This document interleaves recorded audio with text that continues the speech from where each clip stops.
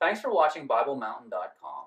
Today we're going to study Job 21 and learn why wicked people thrive while good people suffer.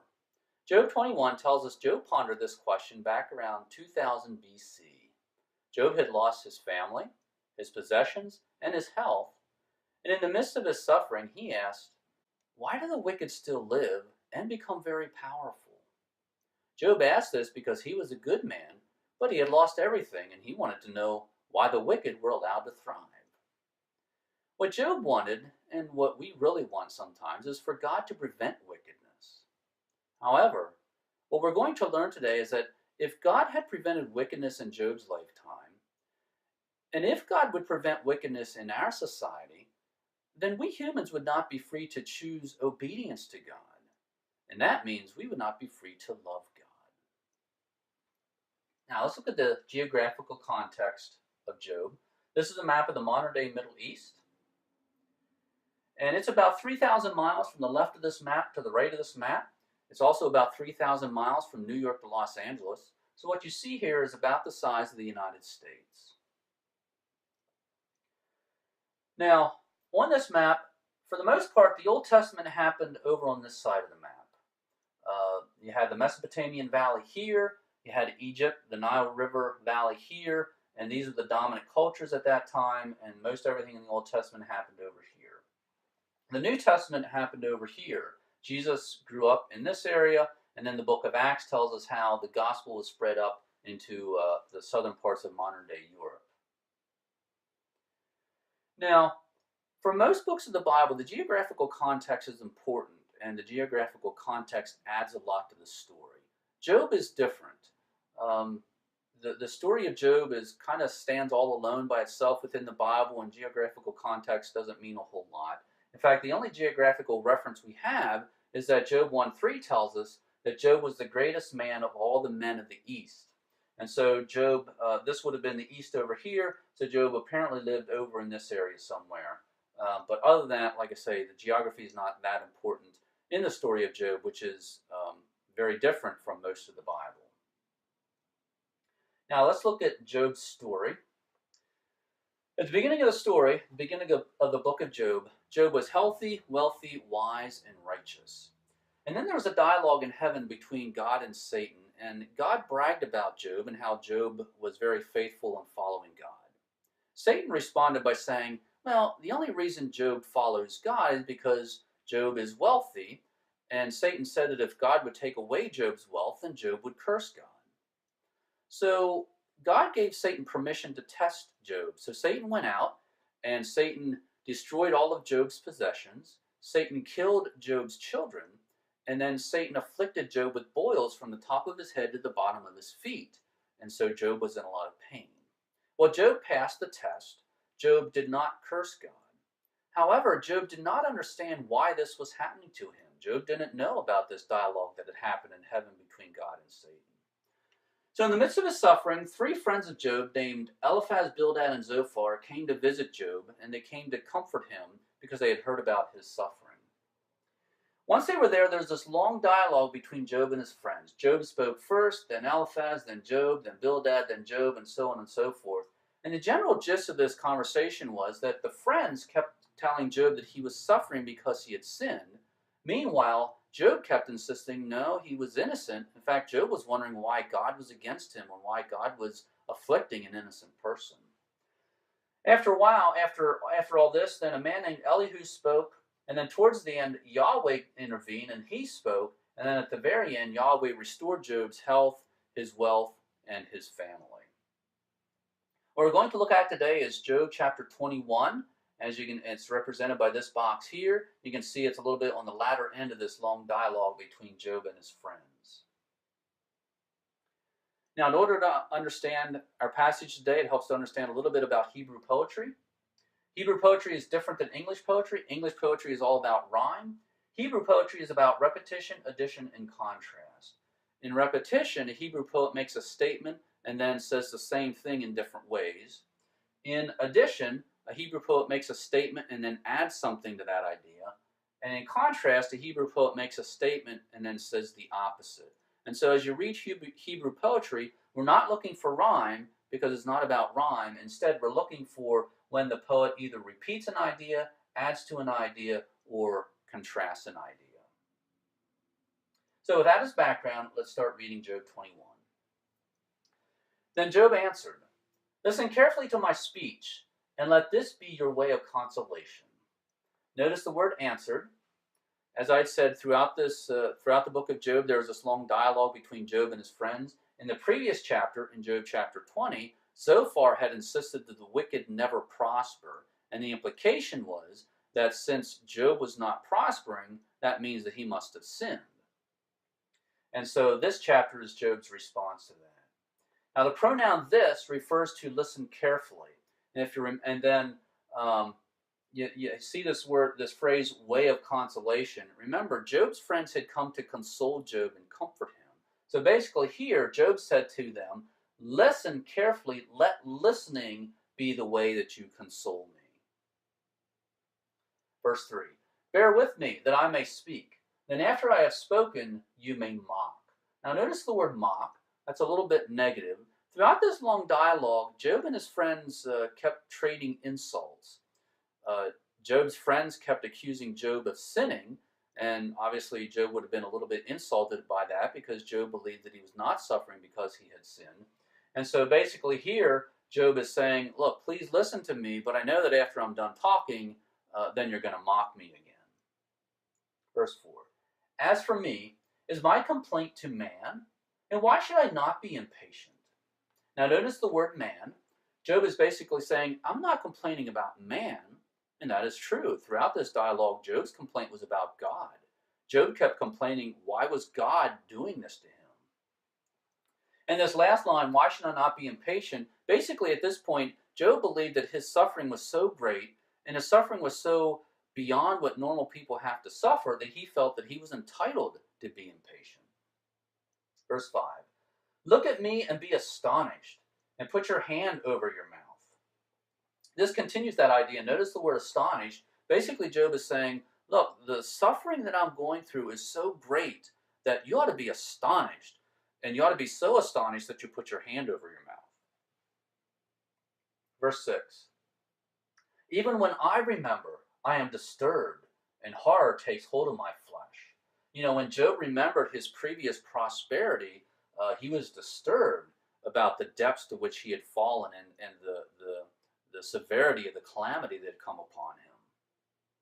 Verse 7, "Why do the wicked still live, continue on, also become very powerful?"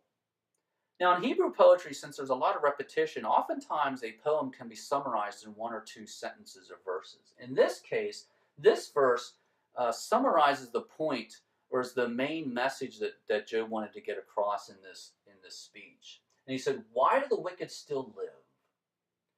And again, Job was contrasting this. Job had lost everything. He had lost all his wealth, and he was suffering. And Job wanted to know, or Job was looking around his society and seeing wicked people that were not suffering. And Job was saying, why? Why am I suffering? Why am I, as a good man, suffering?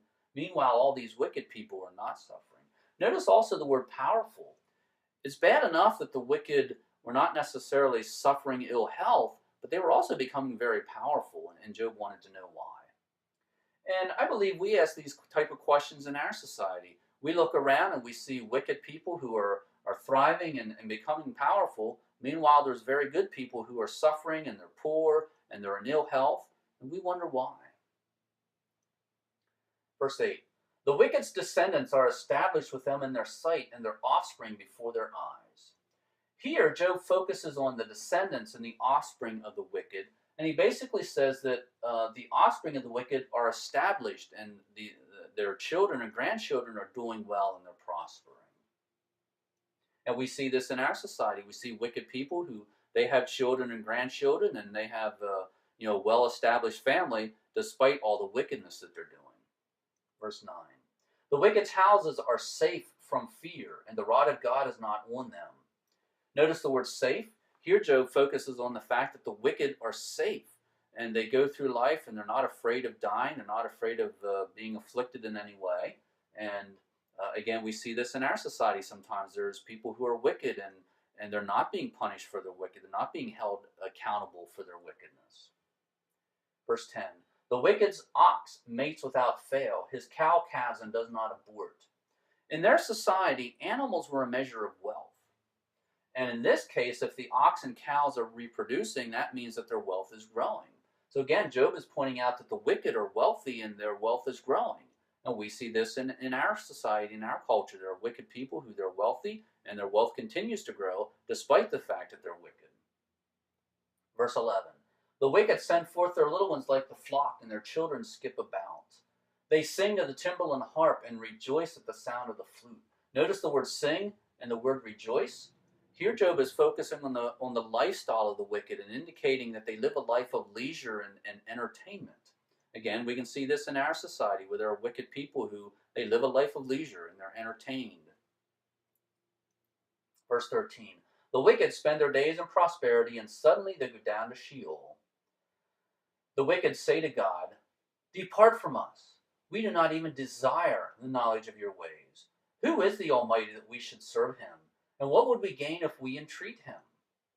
Now here, Job is quoting the wicked. From this line down through, this is a quote of the wicked. And basically Job is saying that the wicked more or less just shove their hand in God's face and say, we want nothing to do with you. Don't bother us. Notice this line, who is the Almighty that we should serve him? What would we gain if we entreat the Almighty? So again, it's this idea that the wicked just shove their hand in God's face. And we see this in our society. There are wicked people who want nothing to do with God. They don't even pretend to follow God. In fact, oftentimes they deny that God even exists. Verse 16, behold, the wicked's prosperity is not in their hand. The counsel of the wicked is far from me. Now notice this phrase, not in their hand. Amidst all these statements about how the wicked are thriving and being prosperous, Job points out that ultimately their prosperity is not in their control. And it's just something that Job chooses to point out here. And Job also points out that he himself is not listening to the counsel of the wicked. Verse 17, how often is the lamp of the wicked put out, or does their calamity fall on them? Does God apportion destruction in his anger? Are the wicked as straw before the wind and like chaff which the storm carries away? Notice the word straw and chaff. Straw and chaff were lightweight, and so in wind, straw and chaff would blow away. Here, Job asks if the wicked are like straw and chaff, meaning when bad times come, do the wicked get blown away and overtaken and destroyed? And this is a question, and the answer was no. The wicked are not like that. The wicked do withstand storms and difficulties. Verse 19. And again, this is Job speaking to his friends. Notice the pronoun you refers to Eliphaz, Bildad, and Zophar. Job said, you say, God stores away a man's iniquity for his sons. Let God repay him so that he may know it. So Job says that Job's friends are saying that God punishes the sons of a wicked man. And Job's response is this line down here. Job is saying, no. God should repay the wicked himself. Verse 20. Let the wicked's own eyes see his decay, and let him drink of the wrath of the Almighty. Verse 21. For what does the wicked care for his household after him, when the number of his months is cut off? Can anyone teach God knowledge, in that he judges those on high? One dies in his full strength, being wholly at ease and satisfied. His sides are filled with fat, and the marrow of his bones is moist. Meanwhile, another one dies with a bitter soul, never even tasting anything good. Notice the word while. There's a contrast here between this person in 23 and 24, who is at ease and satisfied and filled out with fat, contrasted with this person in 25 who has a bitter soul and has never tasted anything good. So there's a contrast between basically the rich and the poor. Verse 26, together they lie down in the dust and worms cover them. Notice the pronoun they. This refers to the rich man and the poor man that Job described in the previous verses. But here, unlike the contrast between the rich and the poor, here Job is saying that actually when they die, lie down in the dust is a reference to death. When they die, they're going to be together, and the same fate awaits both of them when they die. They're going to lie down in the dust, and worms are going to cover them. Verse 27. Behold, I know your thoughts and the plans by which you would wrong me. Now here Job is speaking to his friends. The pronoun your refers to Eliphaz, Bildad, and Zophar. And again, Job is just repeating this idea that he knows that his friends are going to wrong him and insult him once he's done speaking. Job continues talking to his friends. For you say, where is the house of the nobleman? And where is the tent, the dwelling places of the wicked? Again, this is a quote of what the Eliphaz, Bildad, and Zophar have been saying. And basically the friends have been saying, where is the house of the nobleman? And the answer was, it's nowhere. And the point was that the wicked do not prosper, therefore you can't find their house. Verse 29. Have you not asked wayfaring men, and do you not recognize their witness? And so Job disagreed with this idea that the wicked do not prosper. And here Job's asking them, haven't you asked around, and don't you ask wayfaring men? Wayfaring men would be people who traveled. And basically Job was saying, ask them, and they'll tell you, no, the wicked do not prosper. Or I'm sorry, they would have said, yes, sometimes the wicked do prosper. Verse 30, for the wicked is reserved for the day of calamity. They will be led forth at the day of fury. Notice the word day. You have day of calamity, day of fury. Amidst all of Job's statements here about the wicked and how they prosper, Job does have this concept that someday there's going to be a day of judgment. And here Job simply says that someday the wicked are going to face a day of calamity and a day of fury, and they will be held accountable for what they're doing. Verse 31. Who will confront the wicked with his actions, and who will repay him for what he has done? And the answer here is no one. Verse 32, while the wicked is carried to the grave, men will keep watch over his tomb. So the reason nobody confronts the wicked is because even once they die, men keep watch over their tomb. And so there are men out there that protect the wicked and keep them from being confronted, to the extent that these men will even guard their tomb once they're buried. Verse 33, the clods of the valley will gently cover the wicked. Moreover, all men will follow after him, while countless ones go before him. So at some time, the wicked is going to die and he's going to be buried. And then notice the word follow and the word before. Basically here Job's saying that the wicked are going to die, and likewise every person who lives after this wicked person is going to follow after him and also die. Just like every person that went before this wicked person, every person who lived before this wicked person also died. And so it's just a reference that the wicked is going to die, just like every person who ever lived died, and every person who ever will live is also going to die. And verse 34, this is the last verse.